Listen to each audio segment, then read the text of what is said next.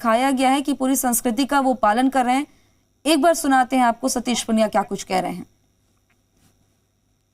आपसे भी गुजारिश करूंगा कि जोरदार तालियों के साथ, करतल ध्वनि के साथ, गगन भेदी नारों के साथ में उनका स्वागत करें। भाई हेलो। आज इस मंच को हमारे प्रदेश के प्रभारी आदरणीय अरुण सिंह जी सुशोभित कर रहे हैं। हमारी सह प्रभारी आदरणीय विजया राहटकर जी, हमारे दोनों केंद्रीय मंत्री, कोर समिति के सभी सदस्य, हमारे अग्रज आदरणीय महेश शर्मा जी, आदरणीय ओम प्रकाश माथुर जी और भारतीय जनता पार्टी के संगठन की परंपरा के सभी पूर्व अध्यक्षगण, यहाँ पर उपस्थित हमारे सभी जनप्रतिनिधि, विधायक, सांसद, पूर्व विधायक, पूर्व सांसद, कार्यकर्ता बहनों और भाइयों, मैं आप सबका इस बात के लिए धन्यवाद देता हूं। मैं अपने आप को सौभाग्यशाली मानता हूं। मैं चूरू जिले के एक छोटे से किसान के घर में पैदा हुआ और जिस दिन जयपुर शहर में कदम रखा, महाराजा कॉलेज में जब एडमिशन लिया, उस पोर्च पर अखिल भारतीय विद्यार्थी परिषद के सदस्य के नाते अपना जीवन शुरू किया। वो दौर था विपक्ष की राजनीति का, वो दौर था श्री राम जन्मभूमि के आंदोलन का, वो दौर था कश्मीर के आंदोलन का, वो दौर था बोफोर्स के आंदोलन का। अखिल भारतीय विद्यार्थी परिषद मेरी पहली पाठशाला बनी, जिसने मुझे संस्कार दिए, प्रेरणा दी। माता पिता के बाद मेरी दूसरी पाठशाला थी, जिन्होंने मुझे सतीश पुनिया के रूप में खड़ा किया। मुझे सौभाग्य मिला भारतीय जनता युवा मोर्चा के रूप में काम करने का। महामंत्री और अध्यक्ष के नाते दोनों बार की कार सेवा और कश्मीर के आंदोलन में सेंट्रल जेल तक का सफर मैंने तय किया। बोफोर्स के भ्रष्टाचार के उस आंदोलन की पुलिस की लाठियां आज भी दर्द करती हैं। लेकिन मित्रों, कार्यकर्ता साथियों, मैं भारतीय जनता पार्टी के केंद्रीय नेतृत्व का, आदरणीय प्रधानमंत्री जी का, आदरणीय राष्ट्रीय अध्यक्ष जी का, आदरणीय अमित शाह जी का मैं आभार व्यक्त करता हूं कि मेरे जैसे एक सामान्य कार्यकर्ता को, एक किसान परिवार में जन्मे कार्यकर्ता को उन्होंने मुझे इस मुकाम तक पहुंचाया। मैं इन पिछले 3.25 वर्षों में जिस तरीके से आप सब लोगों ने मुझे आशीर्वाद दिया, मेरा मन करता है कि मैं कार्यकर्ता रूपी भगवान को मैं नमन करूं, प्रणाम करूं, अभिनंदन करूं। और इसलिए मैं आप सबका आत्मिक अभिनंदन करता हूं। क्या आप सब लोगों ने यदि हौसला नहीं दिया होता तो मैं जब अध्यक्ष बना था, मित्रों, कई बार संयोग होते हैं। सीपी जोशी जी चैत्र नवरात्रा में अध्यक्ष बने हैं और मैं श्राद्ध पक्ष में बना था।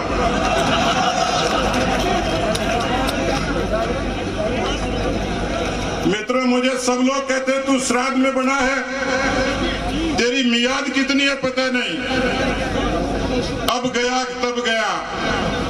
लेकिन मुझे किसी ज्ञानी ने कहा कि तुझे पितरों का आशीर्वाद है, और उन पितरों के आशीर्वाद ने इतनी ताकत दी कि 2 बार कोरोना से लड़ाई हुई, जिंदगी और मौत की जंग लड़ी, लेकिन मेदांता हॉस्पिटल से आपकी दुआओं से जीतकर वापस मैदान में आया। मित्रों, कोरोना के उस कालखंड को कौन भूल सकता है। राष्ट्रीय अध्यक्ष जी ने, माननीय प्रधानमंत्री जी ने कहा कि सेवाई संगठन के संकल्प को आगे बढ़ाइए। एक बड़ी चुनौती थी, लेकिन आपका ये कार्यकर्ता उस चुनौती को स्वीकार करके राजस्थान के 2 करोड़ लोगों तक भोजन, राशन और इलाज की सुविधा हम लोग करवा पाए। और इसी सेवाई संगठन के पराक्रम से हम लोगों ने राजस्थान में कोरोना का हराया।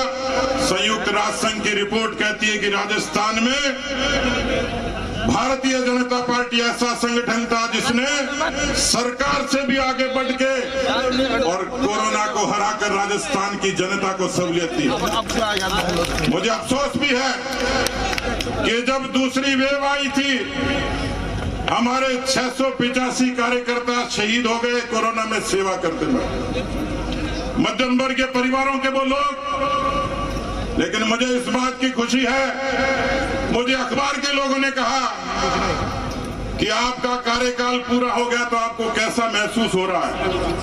मैंने कहा एक अंग्रेजी का शब्द है जॉब सेटिस्फेक्शन। हम सब ने मिलकर भारतीय जनता पार्टी की शक्ल को केवल नारों की नहीं, राजस्थान की इस मरुधरा पर सरोकारों की पार्टी बनाकर हमने समाज के रचनात्मक पक्ष को छुआ है। मित्रों, मुझे इस बात की खुशी है, हम सब साथियों की बदौलत आज भारतीय जनता पार्टी का संगठन 52,000 बूथों से लेकर 50,000 बूथ तक भारतीय जनता पार्टी का एक सशक्त संगठन मजबूती के साथ खड़ा है। मित्रों, इसलिए मैं आपको धन्यवाद देना चाहता हूं।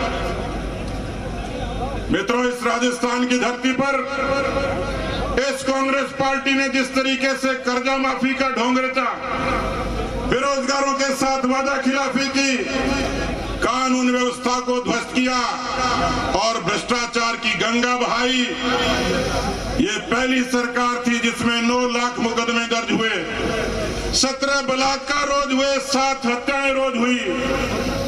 इस राजस्थान की धरती पर उन किसानों से जो वादा खिलाफी की, राजस्थान का 60 लाख किसान 1,20,000 करोड़ के कर्जे की माफी की आस में था।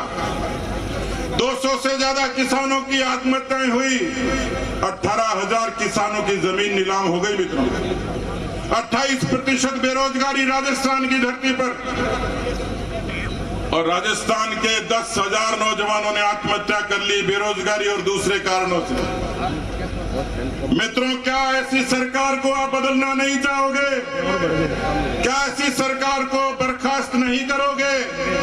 जनता की अदालत में बर्खास्त करने का यही समय है, सही समय। मित्रों, और इसलिए जो तीसरा पक्ष था, हम 3 पक्षों पर काम करते हैं। हम संगठन की रचना के हिसाब से आगे बढ़ते हैं, हम रचनात्मक काम को अपना हिस्सा बनाकर आगे बढ़ते हैं, और जब जरूरत पड़ती है तो हम आंदोलन को अपना धार बनाकर, अपना ढाल बनाकर, अपना हथियार बनाकर जनता के हितों के लिए लड़ते हैं। इन तीनों ही आयामों पर, पेपर लीक से लेकर बेरोजगारी तक, कानून व्यवस्था से लेकर भ्रष्टाचार तक, भारतीय जनता पार्टी का एक एक कार्यकर्ता योद्धा बनकर इस सरकार से लड़ा।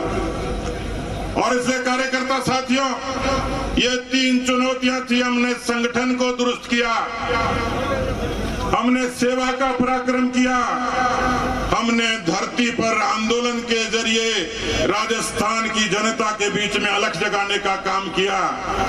इसलिए मित्रों, यही कारण है कि जन आक्रोश अभियान ने, मुझे खुशी हुई कि हमारे जैसलमेर के जिलाध्यक्ष ने कहा कि हम 206 गांव में गए। आप कल्पना कर सकते हो, जैसलमेर जैसे सीमावर्ती क्षेत्र में जन आक्रोश यात्राओं ने ढाणी ढाणी अलग जगाने का काम किया। हम 2 करोड़ लोगों तक गए, 64,000 सभाएं हुई, 5 लाख कार्यकर्ता जुटे, और इन सभाओं ने राजस्थान में कांग्रेस पार्टी की ताबूत में आखिरी कील ठोकने का काम किया। मित्रों, और इसलिए मैं कह सकता हूं, राजस्थान में राज बदलता है जनधारणा से, परसेप्शन से। राजस्थान में राज बदलता है एंटी इनकम्बेंसी से। राजस्थान में राज बदलेगा मोदी जी के नाम और काम से। राजस्थान में कांग्रेस के अंतिम कील ठुकने का काम करेगी जन आक्रोश यात्रा। लेकिन मुझे पूरा भरोसा है कि राजस्थान के असंख्य कार्यकर्ता अपने पसीने के परिश्रम की बूंदों से इस राजस्थान की सरकार को, कांग्रेस पार्टी को हमेशा के लिए विदा कर देंगे। मित्रों, जब मैं ये बात कह रहा था तो मुझे अखबार के लोगों ने कहा कि आपने सारे काम कर दिए तो सीपी जोशी के लिए क्या छोड़ा? मैंने सीपी जोशी जी के लिए छोड़ा है क्योंकि मैं तो श्राद्ध पक्ष में बना था, ये नवरात्रा में बने। सीपी जोशी जी के लिए हमने काम छोड़ा है, इनके जिम्मे छोड़ा है, इनके नेतृत्व में राजस्थान में भारतीय जनता पार्टी को विजयी बनाएंगे।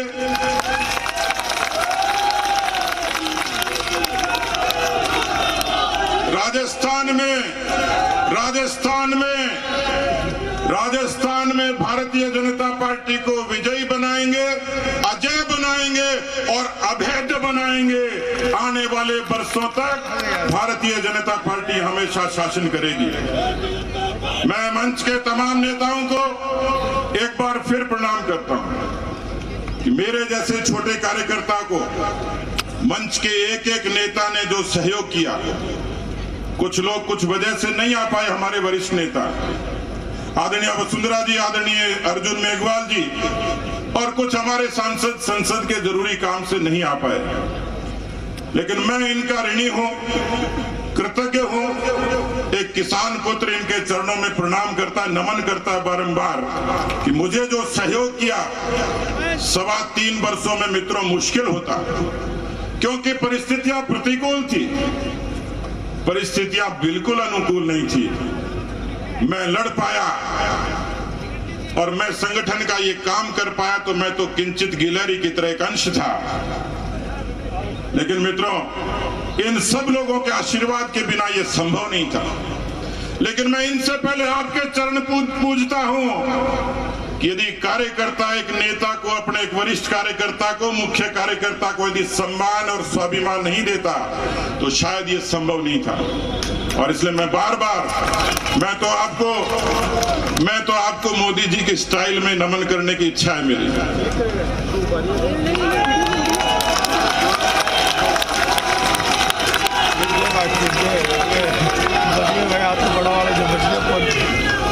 बहुत बहुत धन्यवाद आपका, ये आशीर्वाद संत शक्ति के चरणों में एक बार फिर से प्रणाम करता हूं, आप सबको अभिवादन करता हूं। ये आशीर्वाद इसी तरीके से बनाए रखें। बहुत बहुत धन्यवाद। जय हिंद, जय भारत।